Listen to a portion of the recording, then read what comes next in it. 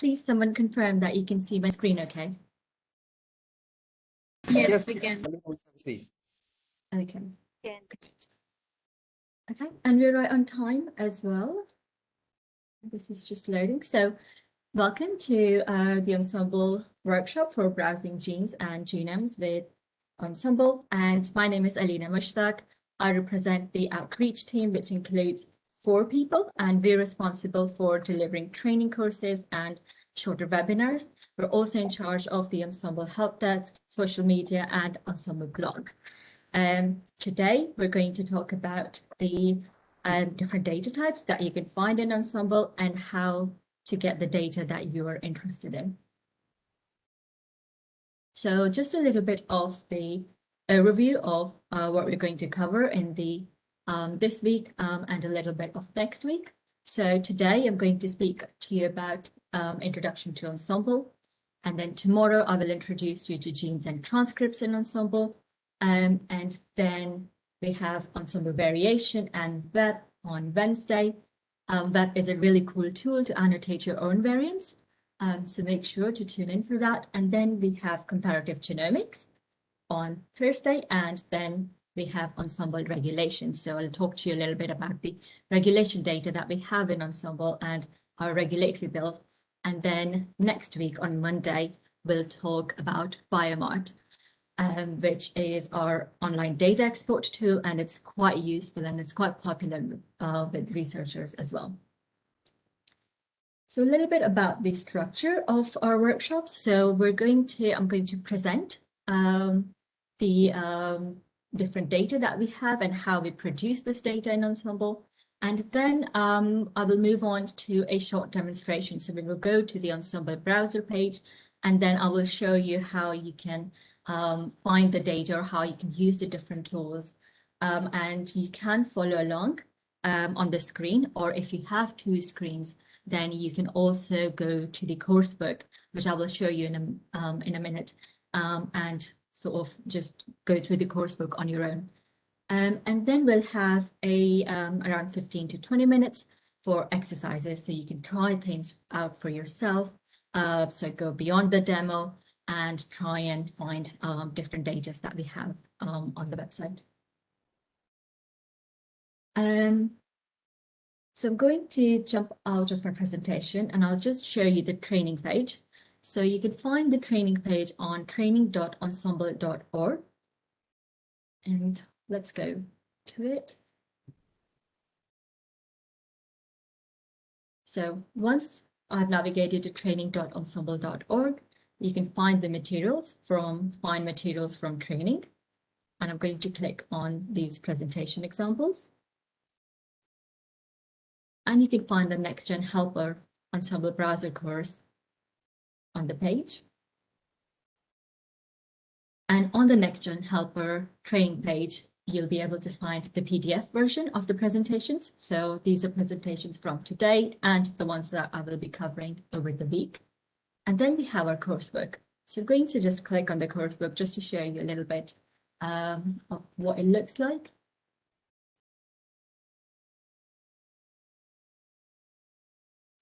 So over here we have the table of contents, and then we have a little bit of introduction, and then we have, for example, for today, we have the demonstration. So we have the demonstration walkthroughs, and then after the demonstration, you will find some exercises. And then below the exercises, we also have the answers, just to help you if you get stuck somewhere. So we will be using this course book throughout this course. And then I'm going to go back to the training page. We also have a copy sheet. You don't need to worry about the copy sheet today. When we come to it, I will explain how you can use it. It's just a little text file with some data in it that we can use for our, when we reach the variation module or the Biomart module. And then most importantly, we also have this living document. So let me show you what this is. It is a shared Google document. And over here, we just have the course overview, also have the link to the course book, the feedback survey, which I will direct you to on the last day. And then we also have this section here dedicated for questions. So we would encourage you to ask questions on the living doc, just so that you can refer to it later on and other people can refer to it as well. So it will just serve sort of like a database for question and answers that you can refer to in the future if you get stuck somewhere. And it's just easier for us to follow along as well.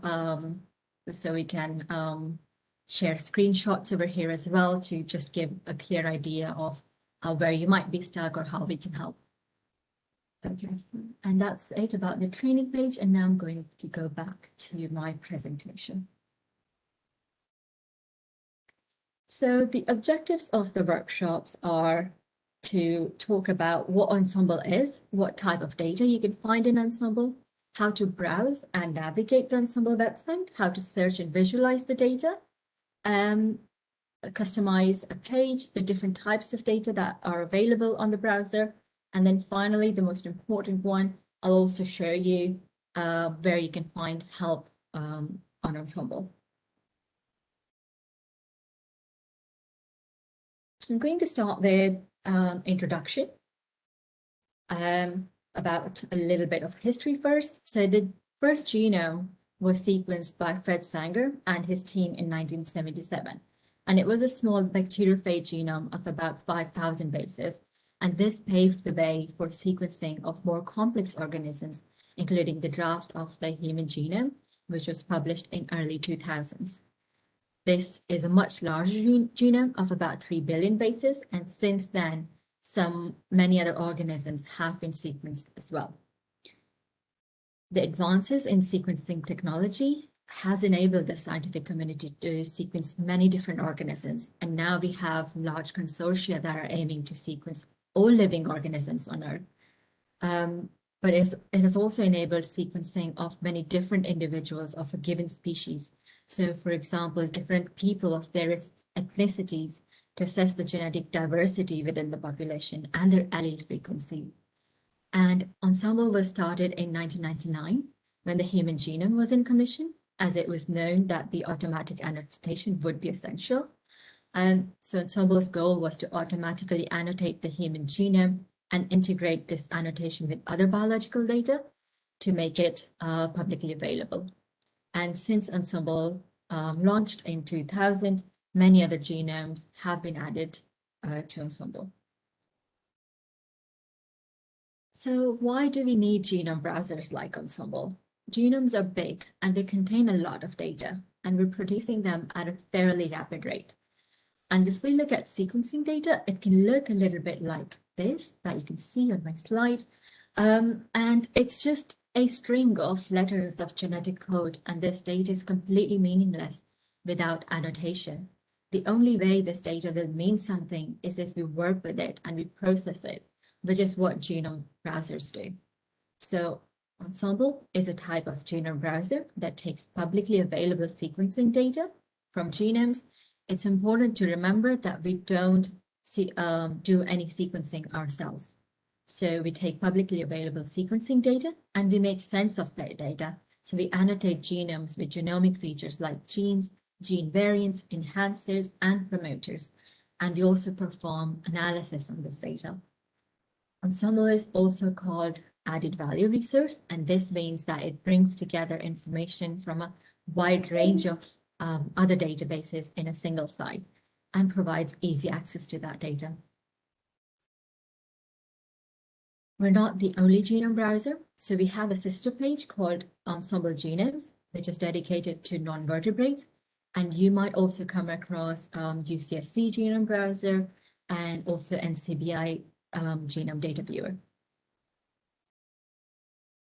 So a little bit about the Ensembl features. So we have loads of data in Ensembl. Genome assemblies are the primary data type that we have, that we import from publicly available databases. And then we annotate these genomes with genes, and these are called gene builds. And we have gene builds for over 300 vertebrate species. We have genetic variation data, as I mentioned before, And this is not available for every species, but for a good representation of them. We also have comparative genomics. This is calculated in-house, including genome alignment, gene trees, homologs, and we also have regulatory builds for a set of regulatory elements which are depicted from experimental data for human and mouse. Then we also have some tools to help you access the Ensembl data. We have Biomart, which is an online export data tool, and this allows you to export large amounts of Ensembl data without programming knowledge. And we're going to cover this next week on Monday. And then we also have Variant Effect Predictor, VEP, and this is a variant annotation tool where you can use it to annotate your own variants. We also allow you to display your own data on the browser, and we also provide programmatic access to our data via our APIs. And most importantly, Ensembl is completely open source and it's free to use, and we provide access to our whole genome files that are stored on our FTP site. So I already just hinted that there are different access scales. So you can access the Ensembl data one by one by using the browser, and that's how we're going to do it in the course. But then you can also access our data in bulk using our tools such as Biomart, Ensembl Web, and also our APIs that Emily is going to show you next week. Or you can also access our data directly via MySQL. We also have FTP sites. So these are public directories with whole genome flat files, which are basically large files if you wanted to download genome-wide data. So Ensembl, the main Ensembl site, is dedicated to vertebrate genomes, and there are about 300 vertebrates, and the only number that, and these are constantly growing. But you can also find non-vertebrate species in Ensembl. So you can find fly, worm, and yeast genomes. And these are present because these are the most commonly used model organisms. And they're also there for historical and comparative purposes as well. And these are shown here on my slide, highlighted in blue. But then, as I mentioned before, we also have Ensembl Genomes, our sister site.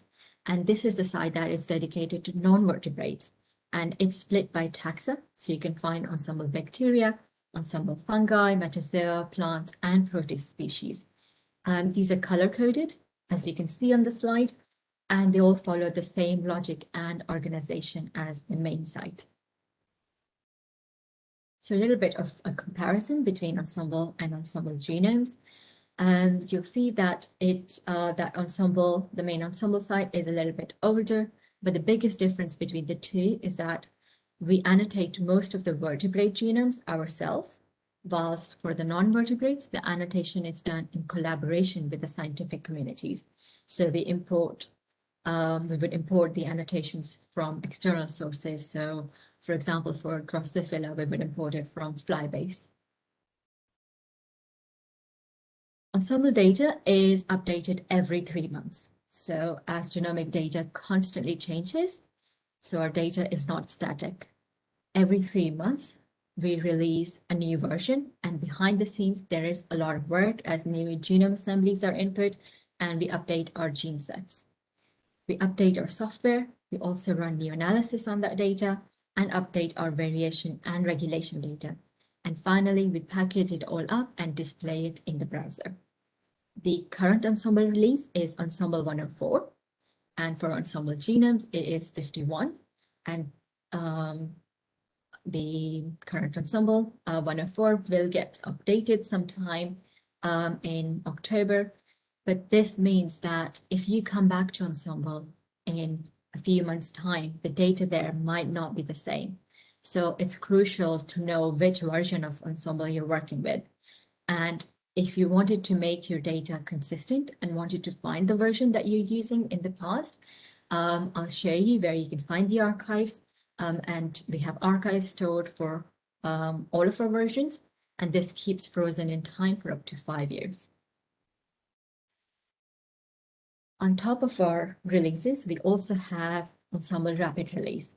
And this has a much faster turnaround. So basically, it's new genomes and new gene annotations that are released every 2 weeks.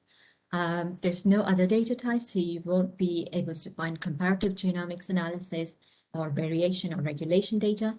But if you wanted to access new genomes and new gene annotations quickly, you can use them via our rapid release. And we also have the BLAST option supported there, but no Biomart or web.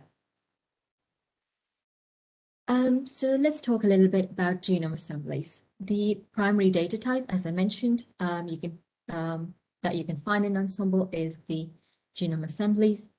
And I'm showing you a bit of the historical approach, so how the first human genome is assembled.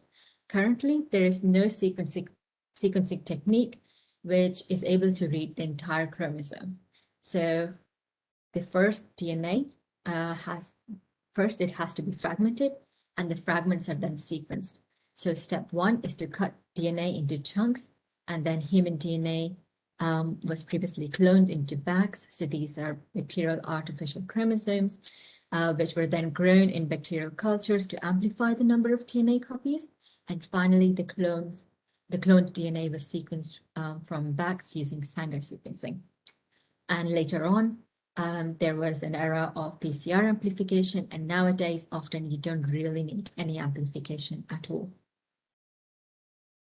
Sequencing creates these so-called sequencing reads of varying lengths, and depending on the technology, but in all cases, there is shortening of the genome, which are then matched up using overlaps to create continuous sequences. And a bit of terminology for you here. So the set of sequenced back clones with overlaps plotted along the genome is called a tile path. So here we have the tile path, and each of those blue boxes is sequenced back clones. And you can see there's some overlaps between them, and they are organized in order. So they're plotted along the genome. And then the back clones with trimmed overlaps are called contigs. And contigs here are shown as blocks of different shades of blue, and then a set of contigs stuck together with no gaps is called a scaffold. And then I also have a picture of a scaffold over here, and then finally scaffolds are assembled together into chromosomes. I also wanted to mention here that the human reference genome is not a genome of a single person. And at the same time, it's not a consensus genome either. So it's composed of chunks and every chunk is a real person's sequence, and it's somehow a hybrid genome of different people's DNA. And people often assume that the genome assembly is a perfect representation of the genome. But I'm going to use this map analogy here to show you how it really is. So if you imagine the genome of all DNA within the cell corresponding to the Earth, so the genome assembly would then be like a map with coordinate system with some annotations and some labels. And we would like the genome assembly to be an accurate representation of the genome, a bit like Google Maps. However, in reality, it's something more like this. So it's not perfect. There are gaps and errors, and there are some genomic regions which are difficult to sequence and reconstruct. And there's also some repetitive stuff. With time, the scientific community are filling in these gaps and correcting the errors, and the scientific community might issue some patches and corrections.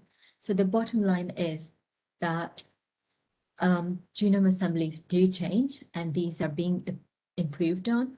And this brings me to versioning of the human genome assembly. So we're currently using the latest human genome assembly, which is called GRCH38. And this has got fewer gaps in terms of base pair length, and also many rare and private alleles which were previously found in the human reference have been replaced with more common alleles. And our GRCH38 data and software are regularly updated as well. We also have a dedicated site to the previous human genome assembly, which is the GRCH37. This is still widely used in the clinical community, but please bear in mind that it's got some large gaps. And also our GRCH37 software is regularly updated, but the data there, not so much. And finally, we still host the even older human genome assembly called the NCBI36. However, it's quite imperfect and there are a lot of gaps and it's not updated, but you can find it frozen in time in our archives. And now we're going to move on to the demonstration part of the module. So you can find the demonstration on page number 5. So as I mentioned before, you can follow me along my screen as I go through it, or you can also do it on your own if you have a second screen. And I'm going to jump out of my presentation now. And I'm going to go to the Ensembl browser homepage. Please let me know. Please feel free to unmute yourself and let me know if you would like me to zoom in on my page or if you can't see something properly. I'm going to zoom in just a little bit anyway. So we're on Ensembl homepage, and over here, first we have this blue navigation bar. So on the blue navigation bar, we have this shortcut to BLAST and blotch tool, the web. And then we also have this tools option. And then we have this shortcut to biomarks. You will also find the link to downloads. And this is where you can find our links to the FTP site. And then we also have help and docs, which has links to tutorials and some documentation on the type of data that we have in Ensembl. And then you also have a link to our blog. If I bring your focus to the right-hand side of the page over here, you'll find the Ensembl release version. So we're on Ensembl release 104, and it was updated on May 2021. Then we have some news and updates, and then we also have the link to the Ensembl rapid release over here. We also have more links to our blog. So you can go to our blog to find the news and some job vacancies information and updates to our website. And over here, there is this small link on the bottom of the page on the right-hand side that says View in Archive Site. So I'm going to click on this. And this opens a pop-up box that shows me a link to our archives. And over here, first, we have the link to Ensembl GRCH37, which is the previous human genome assembly.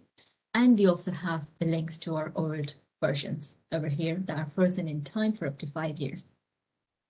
I'm going to step out of this pop-up box by clicking on this tick button here, or you can also click on anywhere else on the page to go back to the original page.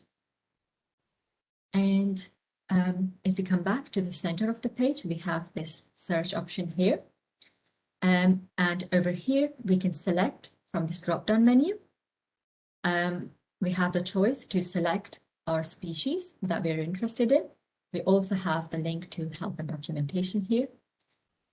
And once we've selected our species, we can then search for our gene of interest, genomic location. We can also search for variant ID and also by phenotype. We also have a corner search bar option here, and you can use this search to search across all species. Then we also have this whole genome section, and over here we have some of our favorite species, and you can edit your favorite species by this edit option here, this pencil. You will need to create an Ensembl account to configure this page, but Ensembl accounts are free to make and you don't get any correspondence from us. Below this human genome option, you also have the link to the GRCH37 assembly. We also have over here a drop-down menu for all the species that we have in Ensembl. And similarly, we can also go to view full list of all species. So I'm going to click on view full list. And over here, we have a list of all the species, and this table is quite massive. You have the option to sort this table by these little arrows over here. And we also have the option to filter this table, and we can also export this table by clicking on this Excel icon. I quickly also wanted to show you the Ensembl genomes. So we can navigate to Ensembl genomes by simply typing, ensemblgenomes.org. And over here, as I mentioned before, that Ensembl genomes, these are categorized by taxa, and the taxas are color-coded. And over here, you can also find our link to our Ensembl COVID-19 site, which has some information on SARS-CoV-2 genome sequence and annotation data. And then you also have the link to Ensembl rapid release and other taxas. So let's go back to the Ensembl main site, and we are on the species page. So let's go to a specific species page, and I'm going to go to the human specific species page, and I'm going to search for human from this search option here by typing human. And over here, I have my human species, and we first, in this table, we have the common name. Then we also have the Latin, the scientific name. We have the taxon ID. We have the ensemble assembly, the accession number, the gene build method, and then we also have some indication of what type of data we have available for it. So Y stands for yes, and this column says variation database. And yes, we have variation database for human in ensemble, and then we also have regulation database for human. So I'm going to click on this human, which is hyperlinked. And now we're on the species specific page. Over here, we can find some example data, for example, for comparative genomics, regulation, gene annotation, and variation. We also have some information on the genome assembly. So this is specified here, which is GRCH38, patch 13, and you also have the accession number. And then we also have some information. We have links to go to other assemblies. So over here, we have the links again to go to GRCH37 and the NCBI 36. To find out more information about the genome assembly, I'm going to click on more information and statistics. So we have some information about the assembly and the gene annotation, and then on the right-hand side, we have some summary statistics. So over here, we have our base pair length, the golden part length, and then we have our gen code version. We also have gene counts for primary assembly and the alternative assembly as well.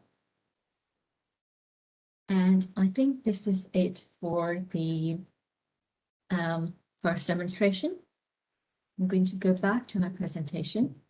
And it's now time to explore Ensembl on your own.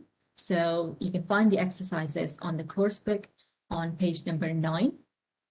There are a few exercises, and if you run into any problems, please type on the chat box, or you can also use the living document that I showed you earlier. And I'll paste all these links in the chat as well, so you can access them easily.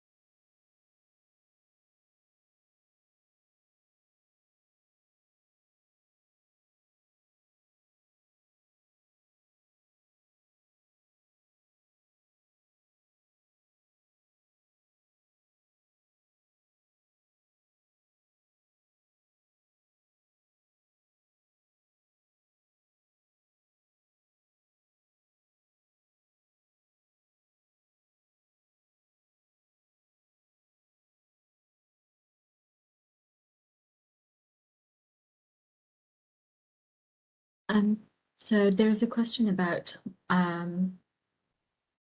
what we're going to do now. We are doing the exercises, which are available on page number 9 of your course book. We will give about 15 minutes. So yeah, 15 minutes time, and then we'll come back and I'm going to start the second demonstration to show you reading in detail.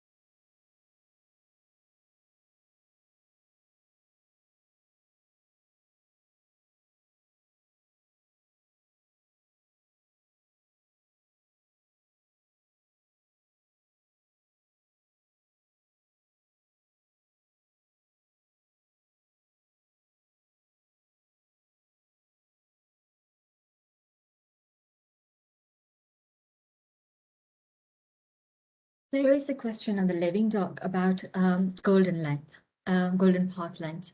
And I should have mentioned this before, that so golden path length is basically, it summarizes the length of one linear representation of the genome. So this length doesn't include alternative sequences like assembly accessions, which are haplotypes or patches. And I will show you this in my second demonstration, but haplotypes are different versions of the same sequence, and patches are little corrections and updates to the genome assembly. But the golden path length only includes the primary assembly.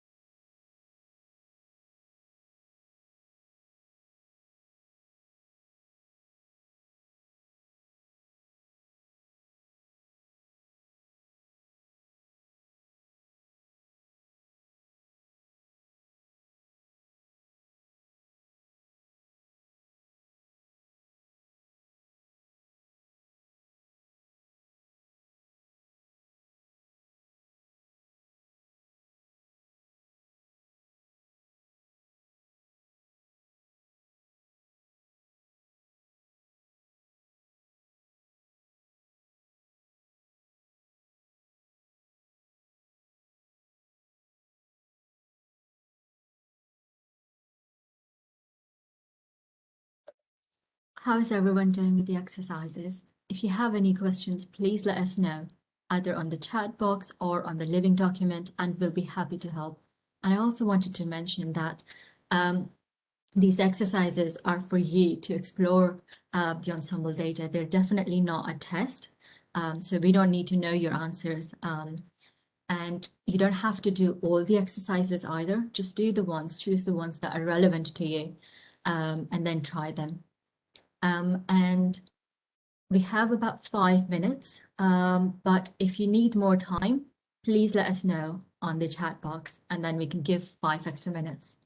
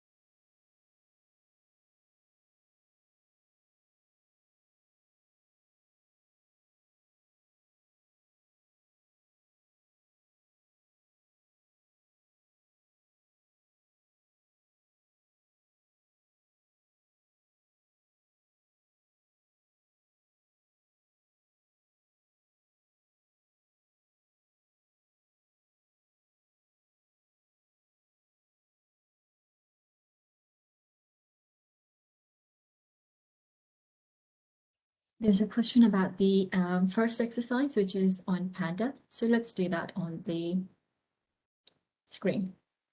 So we're going to first go to full list of species from the home page. And now I'm going to look for the panda species by tapping panda in the search box. And this is giant panda. And then we have the common name, the scientific name, the ensemble assembly, and the accession number.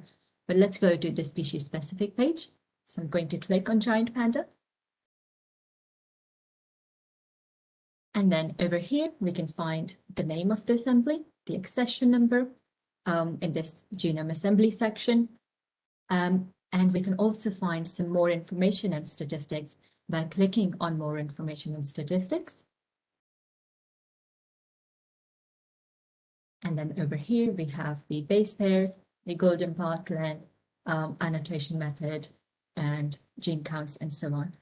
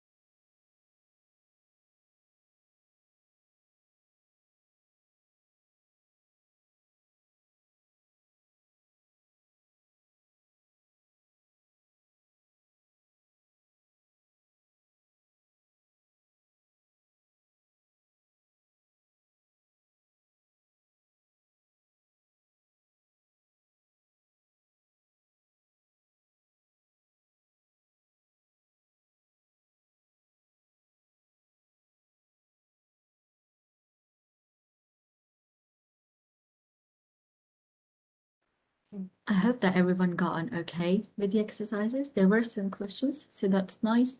And now we're going to look at the region in a specific region in the human genome, and I'm going to show you how you can manipulate the view. So we're now going to do the second part of the demonstration, and this is the last demonstration of the day, and then we'll have some exercises. So let's go back to the Ensembl Genome Browser homepage. And I have copied a genomic coordinate from the slides. So it's this data here, and this is also mentioned in your course book as well. So I can either, I'm going to use the main search box, and I can paste my genomic coordinates here. So let's do that. And this genomic coordinate, so genomic coordinates are ambiguous, and that's why we have to specify the species that we're referring to. So I can either type human, and then I have my genomic coordinates, or alternatively, I can also select from these species drop-down menu, and I can select human from here. And if I have this selection as human, then I don't need to specify in the search box as well. So I'm going to remove human for now. And so the format in Ensembl asks you to specify the chromosome number. So we have this chromosome number here, which is 4, followed by a colon. Then we have the start coordinate, hyphen, the end coordinate. Once we're ready and we're happy with our specifications, we can simply just click Go.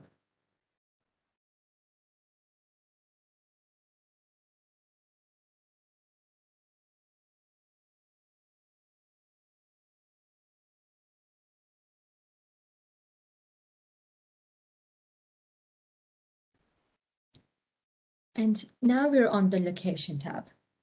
And we have the region in detail view. So Ensembl data is organized in a tab system, and the location tab is the first tab that we're exploring this week. And then on other days, I will show you the other different tabs that we have. And I also wanted to point out here the page-specific help. So whenever you're in trouble and if you get stuck, just always look for this question mark symbol. And this button will open a page-specific help. So let's click on it. And over here, we have some example pages. We have some annotations and labels on the page, and it shows you what everything means. And then on the left-hand side, we also have the option of frequently asked questions, some video tutorials, glossary, and a link to contact help desk. So going to close this. And then we have a list of available views in the menu on the left. So you have the different views that you can use to view the data. And this menu is always page specific, and it lets you navigate through the page that you're looking at. And then below, we have these blue buttons, and these are different tools. So we have the option to configure this page. And then this allows you to modify and customize the view or add more data. As by default, we show you a small amount of data, and you can also change the style of everything. We then also have the custom tracks, and this allows you to upload your own data to the Ensembl browser to be visualized here. And then finally, you can also export data from this view. So let's click on export data. So over here, you have the option to export data for this specific region, and you can export the data in FASTA format. You can select the location, so you can specify your genomic location here, which is again, first chromosome, start position, and then end position. And then 1 would denote forward strand, and then -1 means reverse strand. Then you can also choose the size of your flanking sequence. So you have the option to choose your 5' flanking sequence size and also 3'. And then you also can export genes and features, as you can see in this list, as either a bed file or a CSV or tab separated. And then if you click next, you then also have the option to export to your format. And you can choose from the different formats in HTML, text, and compressed text. So I'm going to jump out of this window. We're not going to export anything right now. We then also have this main view. So this page is composed of 3 different images, and these are of different resolutions, and the next is more detailed than the last. So for the first image, we're looking at this chromosome view.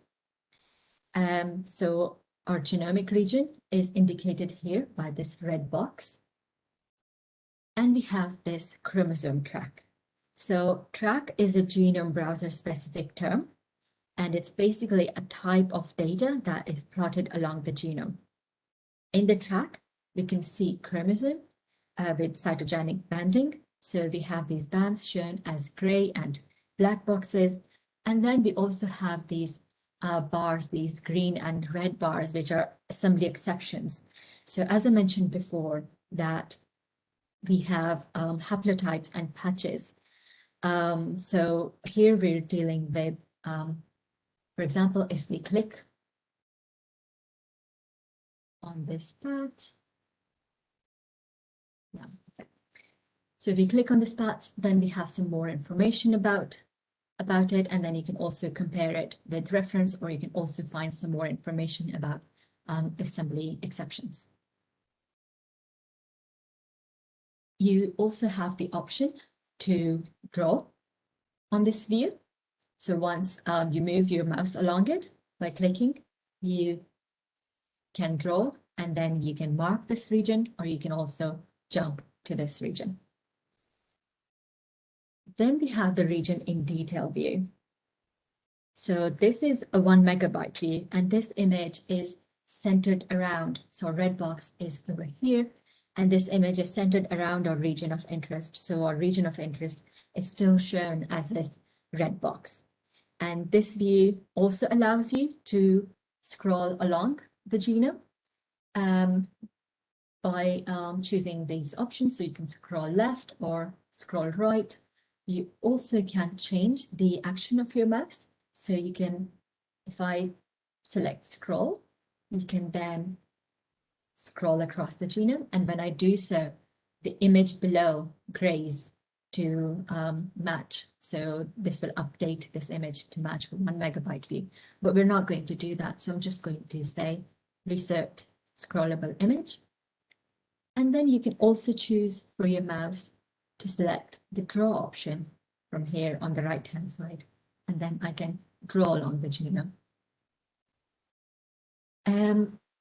This image is also divided into tracks. So first we have this contig track over here, and this is the genome assembly track.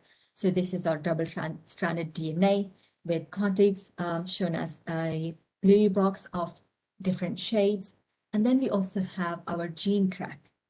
And then genes are shown as boxes with their gene names aligned to the left edge of the box.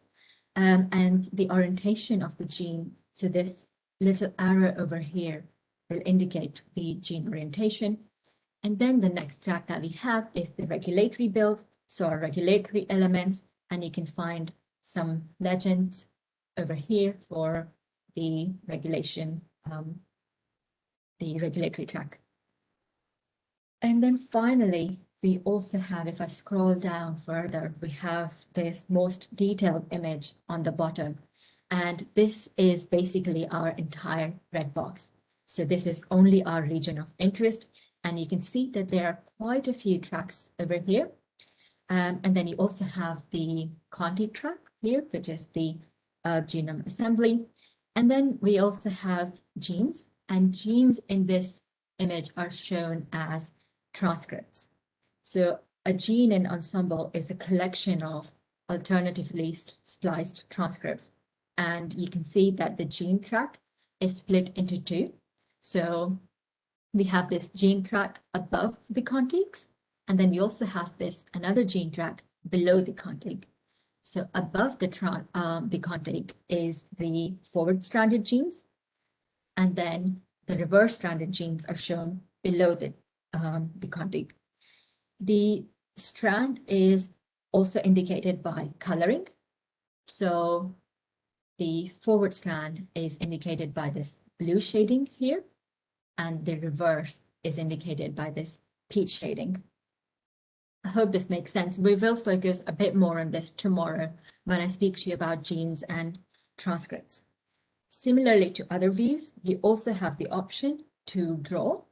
So if I select a region option for my mouse, I can just draw to select these exons here, and I can mark this region. So let's mark this region. And once you've marked this region, it just means that if you manipulate or customize your view, your region will stay marked. You can remove the mark by selecting this click for more option here.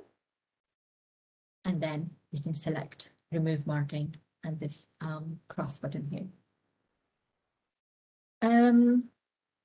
Next thing that I wanted to show you is, let's configure this page. So as I mentioned before, that by default, this page will not show you all of the data that we have, but you can configure this page to show the data tracks that you are interested in. To do that, we're going to click on configure this page, which is this blue box here on the left-hand side. And this will open a pop-up box. And this shows us all of the tracks that are available. And these are grouped into different categories. So we have genes and transcripts. We also have loads of data on variation. So you can either, if you know where your tracks are, you can select the category and then select your tracks from there. Or you can simply search for your tracks in this find a track option. So let's say I'm going to search for some UniProt data tracks. So I've typed UniProt, and if these tracks are available, they're going to appear on these search results here. And I'm going to turn on the protein mammals from UniProt track. And to turn this track on, I'm going to click on this box here. And then this gives me the option to select my track style. So you have different track styles, which are normal, labels, and some more. I'm going to turn my track on as normal. If you're not sure what the track means, you can simply just click on this eye icon here, which will then give you some more information about the track. And then let's say that I also want to switch on another track, which is the exact variant track.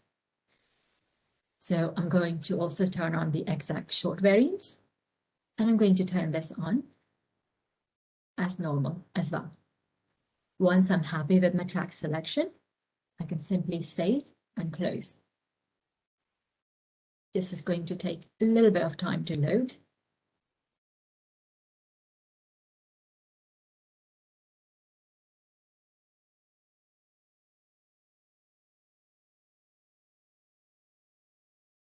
So our page is now loaded, and if I scroll down, I can now find my track. So my UniProt track is over here, and my exact variant track is also available on my view. You can also configure this view, so you can move your tracks. So if I just click on this, we can move the order of these tracks, and you can also reset track order by clicking on this icon here, and you can go back to your original configuration by selecting Reset Configuration. You also have the option to export this image. So if you wanted to use this image in your research, or you wanted to share it with collaborators. And how to see the UniProt track. So if you just scroll down, so the UniProt track is over here. It says Protein Mammals from UniProt. And then if you click on this track, you also then again have information about this track. You can also change the style of the track. You can share this page with collaborators. And I will expand on this a little bit later on. And then you also have the option to turn this track off by clicking this cross button here.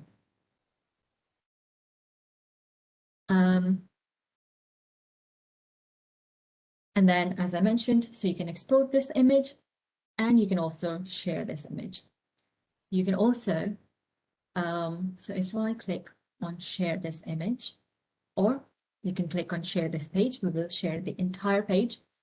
And what this does, both of these options, what they do is they generate a link and they specify the Ensembl version. So this specifies that it's the May 2021 version. So that means that if you share this link with collaborators, this will land them back to this page from this version. So just so that this data is consistent. Okay, I think this is it for my demonstration. And now it is time for the exercises. So I'm going to go back to my presentation and you can find the exercises on page number 17. Please don't hesitate to ask questions if you get stuck anywhere. We are here to help. And I think we'll give about 20 minutes for these exercises. And then depending on how everyone is getting along, we'll see if we need 5 more minutes. And then I will wrap up for today.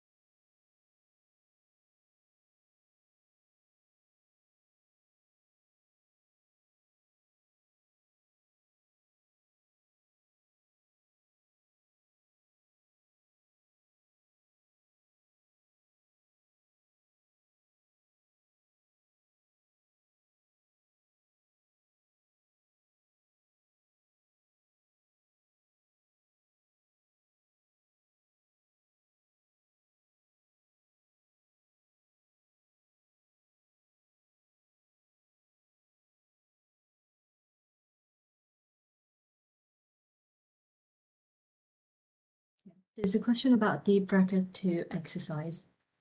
And this is exercise RD1. So let's do that on the screen quickly. So let's go to Ensembl homepage. And let me just find the exercise here. So the exercise has asked us to go to the region, and then we have the start position and the end position, and we also have the chromosome number. On which cytogenic band is this region located? How many contigs make up this portion of the assembly? So let's do exercise part A of the exercise first. And we have the start and the end position and also the chromosome number. So let's go back. And I have already copied, I cheated a little bit. I copied the genomic coordinates. And I'll just, so as I mentioned before, that in Ensembl, you have to follow this format. So you have to specify the chromosome and then followed by a colon, the start position and the end position. And the genomic coordinates are ambiguous. So now I'm going to specify my species, which is human, from this drop-down menu. And now, once I'm happy, I'm going to click go, and this will directly take me to the location tab.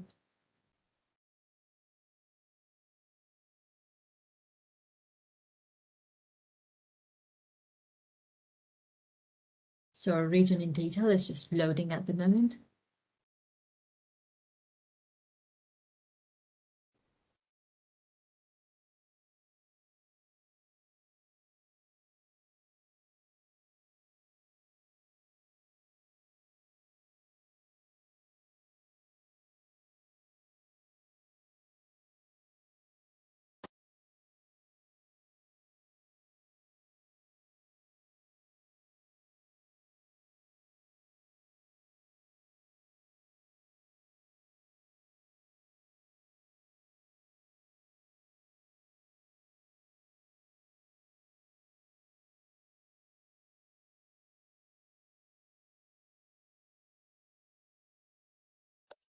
Right, I'm sorry this is taking a bit of time, and we are at the same time running out of time as well.